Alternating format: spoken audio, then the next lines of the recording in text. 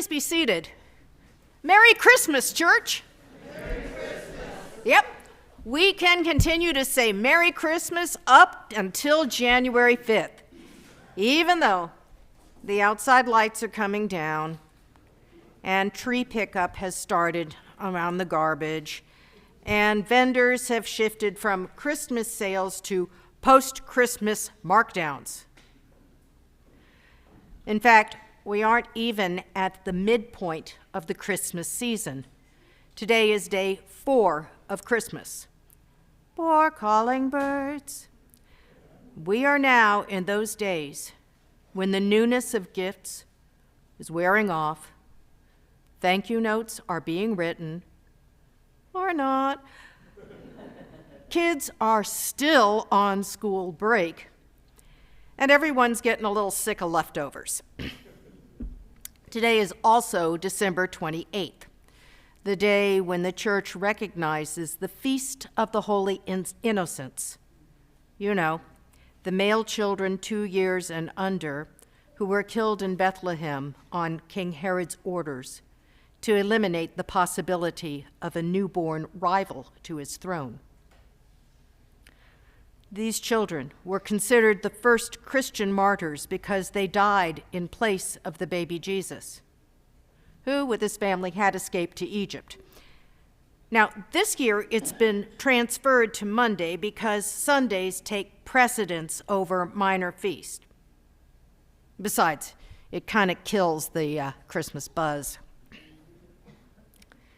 Today is also the first Sunday after Christmas, a Sunday near to my heart because 28 years ago I said my first Mass as a priest on this day. And the gospel reading for the first Sunday in Christmas repeats that which was proclaimed on Christmas Day. In the beginning, there was the Word, and the Word was with God, and the Word was God. Now, some of you may have heard me mention having gone to the Crystal Cathedral to see their Christmas pageant. It was years ago, but the image of that night has stayed with me 20-odd years later. Now, back then, Robert Schuller's Crystal Cathedral was sort of a Disney World for evangelical Christians. I mean, it was big. It seated 2,000, and the organ console was enormous. Now, the pageant promised to be a full-on spectacle. So I went with my sister's family, and at that time there were only the 2 girls, Caroline, age 4, and Olivia, age 2. So we were directed to an overflow parking lot, and from there set off to the cathedral itself. It was quite a distance away, and so we passed by camels, goats, sheep, donkeys, and the little girls were quite excited to see there were going to be real live animals in the show. And as I said, the sanctuary was huge. The roof was several stories over our heads, and the uppermost reaches were lined with rows upon rows upon rows of organ pipes. Chris would have loved it.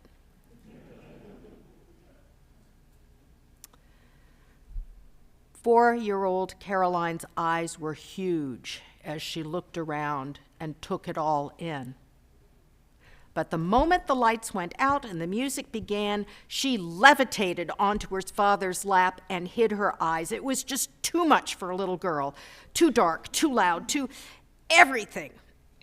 Olivia, the 2-year-old, had gone to sleep. Caroline's face remained buried in her dad during the first half of the story. She wouldn't even peep out to greet Mary on the donkey as she rode by. But then shepherds came in, and there was an angel from on high announcing the good news. Truly from on high, the angel hovered over us, way up in the highest reaches of the space. And suddenly she was joined by a company of angels flying back and forth over our heads. And Caroline peeped out and her eyes opened wide. Her mouth opened and a look of complete and utter awe swept across her face. angels. Her face was transformed into joy and wonder as they swept from one side of the cathedral to the other. Now, us grown-ups noticed that the angels flew back and forth in a tightly prescribed route, from one side to the other side.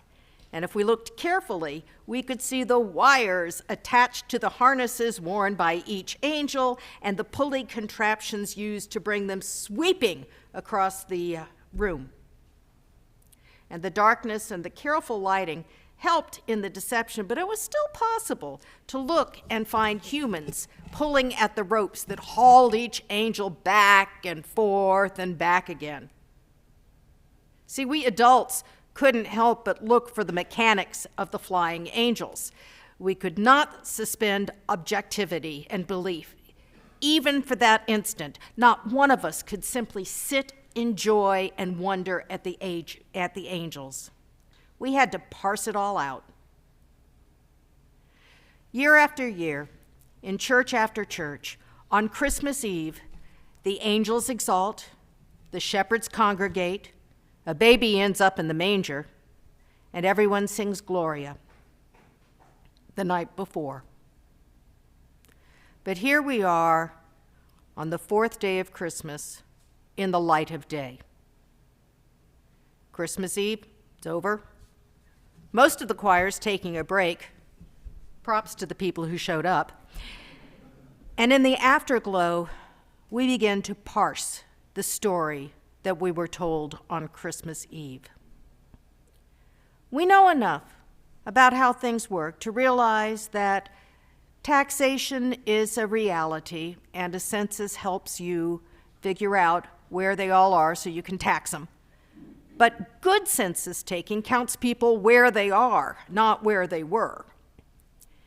We examine timelines, and we realize that the functionaries mentioned in the prologue, Caesar Augustus, Quirinius, Herod the Great, were actually not quite in office at the same time. Shepherds do not go into the fields in the wintertime. And some of us kind of wonder a little bit about if it was really Joseph's hometown. There wasn't any relative that would take him in for the night. What had he done? Now, neither is there any real historical record outside of Matthew's gospel of there being some widespread massacre of children in Bethlehem, and you think there might be. But considering how ruthless and cruel Herod the Great was, even for those times, it couldn't have not happened. I mean, he was paranoid. He killed both of his sons because they were plotting to overthrow him. And there was really no one left but a grandson. So by the light of day, there are a few holes in the Christmas story, even though we love it so much, that we hear night after night on Christmas Eve. It's a story that's perfect for pageants, for choir showcases, and angels swinging on trapezes. It's perfect for evening hours with candlelight.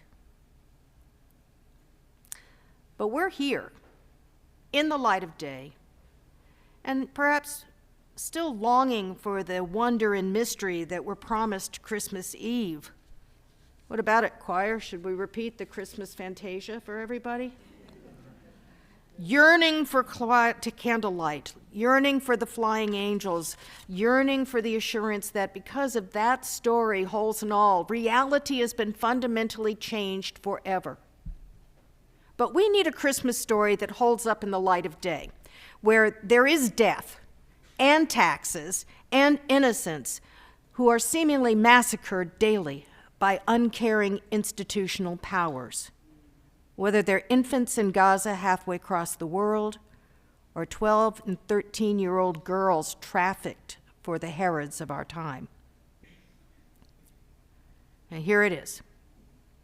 Here is the Christmas story for the light of day, for the first Sunday after Christmas, for the fourth day of Christmas, for the feast day of the innocents, and for the rest of our days.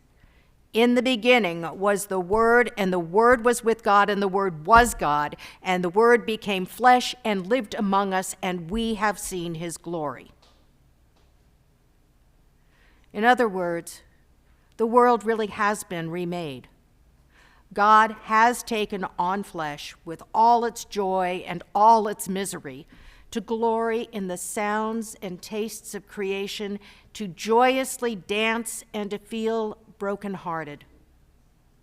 And through this, we know that just as we have yearned to be part of a meaning larger than ourselves, to have the assurance that we are not strange accidents of the cosmos, God has yearned to give us that meaning and that assurance. God wants us even more strongly than we want God. So much so that God became one of us, so that God could intersect with history and give us a story that in a particular time and a particular place we touched, not just at the fingertips, but in a full-on tight embrace that a mother gives a baby. And as God has taken on us, we're invited to take on God. God has given our lives meaning and dignity, and we can in turn pass on the divine meaning and dignity to the lives of those we touch. There are new certainties to add to death and taxes: hope, faith, rebirth, resurrection. Good morning, church. The angels have retreated to the heavens. The shepherds have gone back to the fields, and the story, which doesn't really hold up completely in the harsh glare of daylight, is put away for the next Christmas Eve. The Christmas chocolate is all but gone. The living room is covered with pine needles. And yet at the same time, light has come into the world, and the darkness will never overcome it. Merry Christmas.